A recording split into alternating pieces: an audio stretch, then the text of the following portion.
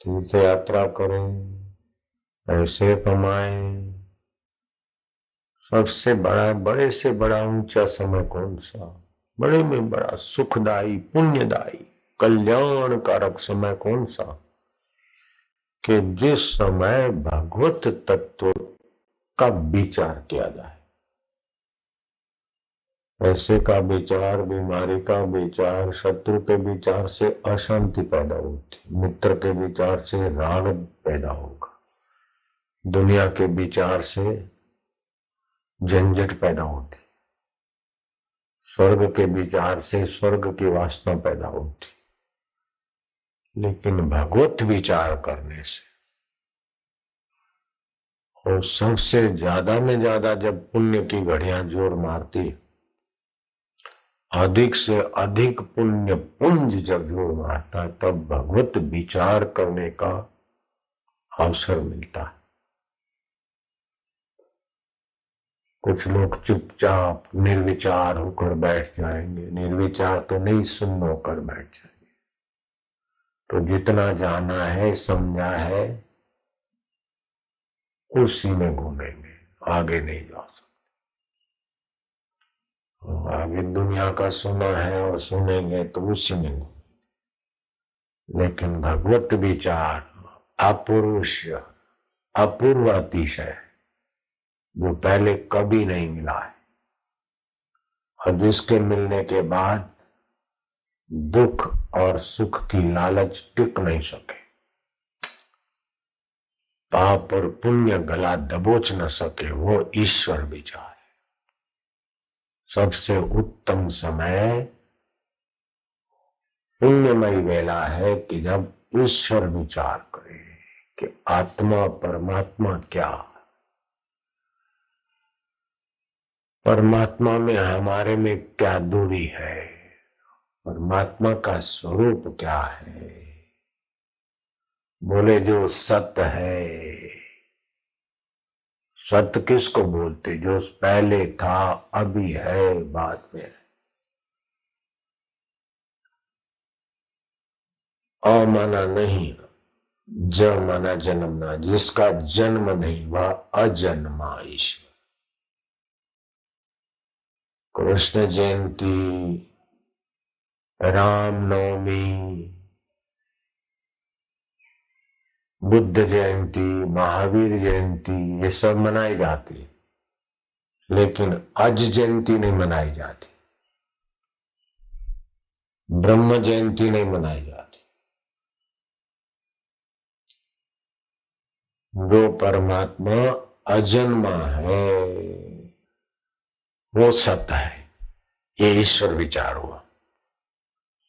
जो परमात्मा अविनाशी है, जिसका विनाश नहीं होता, अज है, अविनाशी है,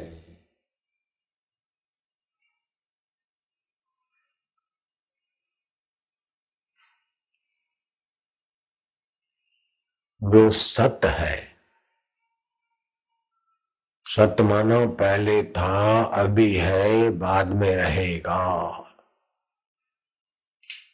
जो सत्य है वो चेतन स्वरूप भी है। जो सत्य है वह चेतन है, वही आनंद स्वरूप है। जीभ में कोई ऐसी दवा लगा दी जाए जिसको स्वाद का ज्ञान न हो, तो सुख क्या होगा? नाक में ऐसी दवा लगा दी जाए जिस सुगंध का ज्ञान न हो, तो सुख क्या होगा? मन सुन्न पड़ा है, ज्ञान नहीं, तो सुख क्या होगा? तो जो सत्य है, ज्ञान स्वरूप है, आनंद स्वरूप है, उसी से सुख का एहसास होता है, उससे सुख का अनुभव होता है। तो उस सुख स्वरूप ईश्वर का, ज्ञान स्वरूप ईश्वर का, आनंद स्वरूप ईश्वर का, अज अविनाशी ईश्वर का जब विचार होता है, वो सबसे बड़े में बड़ी ऊंची बेला है। बहुत पुण्यों का फल जोड़ करता है, सच्चाई का फल जोड़ करता है, सत्कर्म का फल जोड़ करता है, गुरु की कृपा एकदम ज्यादा छलकती है, तब आदमी ईश्वर के विषय विचार सुन सकता है, कर सकता है और उसमें स्थिति करने की ललक लगती। जब तक ईश्वर में स्थिति नहीं हुई तब तक माया में भटकना ही पड़ेगा। और माया में परिवर्तन है, अनित्यता है, दुख है, सुखाभास है, सुख का आभास और दुख ढेर, उसको बोलते माया।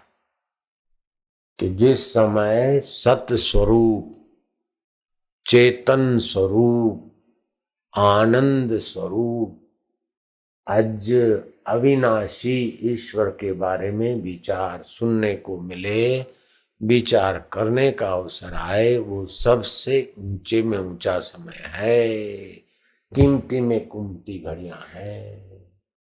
ईश्वर का भजन करना, ईश्वर का जप करना अच्छा है, पवित्र है। ईश्वर की प्रीति के लिए सत्कर्म सेवा करना ये भी अच्छा है, लेकिन उनसे भी ऊंचे में ऊंची घड़ियां वह है जिस घड़िया में भगवत तत्व का विचार सुनने को मिल जाए, भगवत तत्व का विचार करने को मिल जाए और भगवत तत्व में विश्रांति पाने की ललक लग जाए। इससे बड़ा कोई पुण्यमय समय नहीं हो सकता। भगवान का एक नाम है आज, अ माना नहीं, ज माना जिसका जन्म नहीं होता उसका नाम भगवान, जिसकी जयंती नहीं होती उसका नाम भगवान ब्रह्मा। और अवतारों की जयंती होती है, जो जन्मता है उनकी जयंती होती है, लेकिन भगवान अज है, भगवान का जन्म नहीं होता।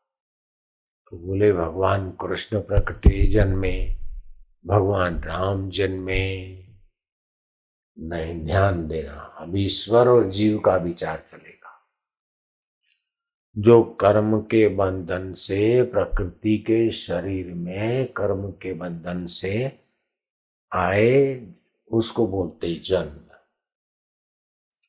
तो जिसका जन्म होता है उसकी मृत्यु भी होती है, और उसको सुख दुख, बीमारी, रोग, तंदुरुस्ती आदि के थपेड़े भी लगते हैं, जिसका जन्म होता है। तो ईश्वर का जन्म नहीं होता, बोले नहीं। ब्रह्म का जन्म नहीं होता। घड़े के आकाश का तो जन्म होगा घटाकाश, मठ के आकाश का जन्म होगा मठाकाश, मेघ के आकाश का जन्म होगा मेघाकाश, लेकिन आकाश का वास्तविक में जन्म नहीं होगा। तुमने घड़ा बनाया तो घट आकाश, आकाश का जन्म नहीं हुआ, घट की आकृति। मठ बनाया तो मठ की आकृति हुई, मेघ हुआ तो मेघ में आकाश आया। तो ये आकृति में आकाश आया, ऐसे ही कर्म बंधन से शरीर में आए तो जीव आत्मा, तो जीने की इच्छा वाले संस्कारी अंतःकरण में जन्म का आभास हुआ, लेकिन